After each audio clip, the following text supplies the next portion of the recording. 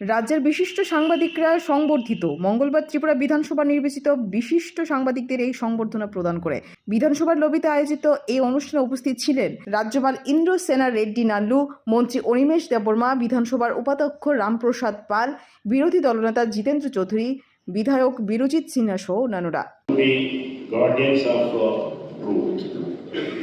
Fake news and unverified information are not just professional lapses, they are social hazards.